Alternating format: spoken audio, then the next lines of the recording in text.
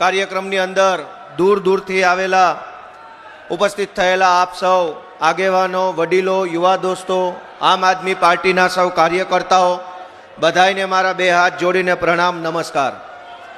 આજે આપણને સૌને માર્ગદર્શન આપવા માટે પધારેલા માનનીય અરવિંદ કેજરીવાલજી, માનનીય ઈશુદાનભાઈ ગઢવી, માનનીય ચૈતરભાઈ, હેમંતભાઈ ખવા, મનોજભાઈ સોરઠિયા, ગુજરાતના પ્રભારી ગોપાલ રાય સાહેબ અને ઉપસ્થિત સૌ અમારા આગેવાનશ્રીઓ. દોસ્તો, પ્રવીણભાઈ રામ અને ઈશુદાનભાઈ ગઢવી બંનેએ ખૂબ લાંબા સમય સુધી આ પદયાત્રાની સાથે જોડાઈ નેતૃત્વ પૂરું પાડી અને ભગવાન સોમનાથ મહાદેવના દર્શન કરી આ ખેડૂત બચાવો પદયાત્રા ચાલુ કરી હતી. અનેક ગામડાઓમાં ફરતા ફરતા લોકોના ખબર અંતર પૂછતા પૂછતા ખેતીના હાલચાલ જાણતા જાણતા આજે ગાંધીનગર ખાતે આ યાત્રા પહોંચી છે. ત્યારે આપણે એ જાણવું જરૂરી છે કે આ ખેડૂતને શા માટે બચાવવા પડે એમ છે. એવી તો શું તકલીફ છે કે ખેડૂત બચાવો એવું કહેવું પડ્યું? એનો હું તમને દાખલો આપું કે હમણાં ગુજરાતની વિધાનસભામાં બજેટ આવ્યું. નાણાં વિભાગ દ્વારા એક બજેટ રજૂ કરવામાં આવ્યું. તમે બધાએ ટીવીમાં છાપામાં જોયું હશે.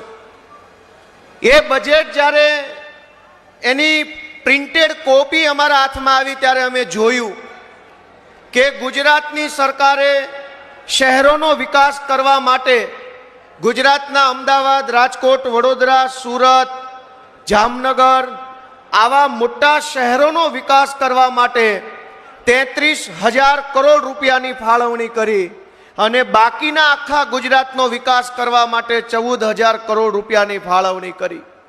તમે વિચારો કે ગુજરાતના મહત્વના 5 શહેરોને મોટા બનાવવા માટે 33,000 કરોડ અને બાકીનું આખું ગુજરાત, તમામ ગામડાઓ, એના માટે માત્ર 14,000 કરોડ રૂપિયા ફાળવા. 50% કરતાં પણ ઓછી રકમ ગામડાના વિકાસ માટે ફાળવે. તમે વિચારો, આપણે બધાય વિચારીએ કે ગામડું એટલે ખેતી, ગામડું એટલે પશુપાલન, ગામડું એટલે સ્વરોજગારી, ગામડું એટલે શહેરોથી લઈને મહાનગરો સુધીનું પેટ ભરનારું યુનિટ. પણ ગામડું આગળ ન આવે, ગામ બેઠું ન થાય, ખેડૂતો આગળ ન આવે, ખેડૂતો સક્ષમ ન બને, એના માટે થઈ સરકારે બજેટમાં જ ઓછી જોગવાઈ કરી છે. તમે બધાય પોતાના મનને પૂછો કે ગુજરાતમાં ગામડાની સંખ્યા વધારે છે કે શહેરોની? બધા જવાબ આપો. જે ગામડાની સંખ્યા વધુ કે શહેરોની? તો પૈસા વધુ ક્યાં ફાળવવા જોઈએ, ગામડામાં કે શહેરોમાં? ભાજપની સરકારે શહેરોમાં પૈસા વધુ ફાળવા. શું કામ?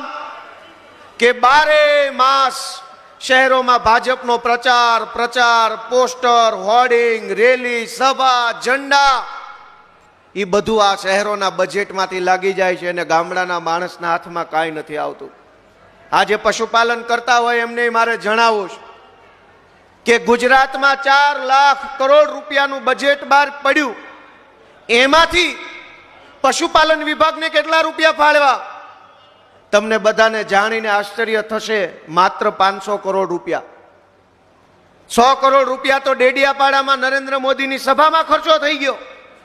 પણ આખા ગુજરાતમાં ગાય, ભેંસ, ઘેટા, બકરા, અન્ય દૂધાળા પશુનું પશુપાલન કરતા પશુપાલકો માટે માત્ર 500 કરોડ રૂપિયા.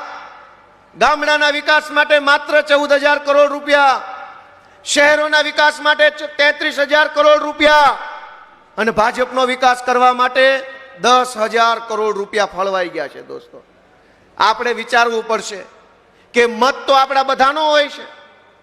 અહીં ગાંધીનગરની વિધાનસભામાં બેઠેલી ભાજપની સરકારને ગામડામાંથી પણ મત આપે છે અને શહેરોમાંથી પણ આપે છે. તો ગામડા સાથે અન્યાય કેમ? અને ગામડા સાથે અન્યાય એટલે જ તો ખેડૂત સાથે અન્યાય. ગામડાનો માણસ શું કરે છે? યા તો પોતાની જમીનમાં ખેતી કરે, યા તો બીજાની જમીનમાં ખેતી મજૂરી કરે. એટલે ગામડાની મુખ્ય કમાણીનું સાધન, ગામડામાં આજીવિકાનો મુખ્ય રસ્તો ખેતી અને ખેતી મજૂરી છે. હવે ગામડું આપણે લાચારીવશ છોડવું પડે, ગામડામાં રહી ન શકીએ એવી પરિસ્થિતિનું નિર્માણ આ ભાજપની સરકારે કર્યું છે. દોસ્તો, અમે આ બજેટ વાંચતા હતા. હું તો પહેલી વાર ધારાસભ્ય બન્યો છું અને બજેટ પહેલી વાર જોયું. ચૈતરભાઈ ને હેમંતભાઈ ને તો 2022માં ચૂંટાઈ ગયા હતા એટલે એને 2-4 બજેટ વધુ જોયા છે. પણ પહેલી વાર મેં બજેટ જોયું કે ભાઈ મીઠું આપવા માટે 57 કરોડ રૂપિયાની જોગવાઈ, 1 કિલો મીઠું આપવા. ગાંડા બાવળ કાપવા માટે 97 કરોડની જોગવાઈ, તેલ આપવા માટે 100 કરોડની જોગવાઈ. આ સરકાર છે કે કરિયાણાની દુકાન? 30 વર્ષ થઈ ગયા ગુજરાતમાં, 30 વર્ષ થઈ ગયા. સરકારે જો મફતનું મીઠું હજુ જનતાને આપવું પડતું હોય તો ભૂખમરો કઈ હદે આવી ગયો હશે. નહીતર દેશમાં સૌથી સસ્તામાં સસ્તી 2 વસ્તુ, એક માચીસ અને એક મીઠું, એ ક્યારેય મોંઘું લાગતું જ નથી. હવે જો સસ્તામાં સસ્તું મીઠું સરકારે આપવું પડતું હોય તો લોકો કઈ હદે કંગાળ બની ગયા છે એ તો વિચાર ભાજપવાળાએ કરવો પડે. એના બદલે ગર્વ સાથે વિધાનસભામાં બોલે છે ભાજપના માણસો કે અમારી સરકાર 75 લાખ કુટુંબોને મીઠું આપે છે. અરે તમારા ઘરે 3 ખટારા મીઠું મોકલી દઉં, જાવ હવે અહીંથી રજા લો, નીકળો ઓછા પગે. હાલી હું નીકળ્યા છો. 30 વર્ષથી સરકાર ચલાવો છો ને હજુ મીઠું આપવાનો ગર્વ લ્યો છો? એટલું મીઠું તો અમારા ઘોડાને ઊંટિયા ખાઈ જાય છે. દોસ્તો, બહુ વિચારવાનો સમય આવી ગયો છે.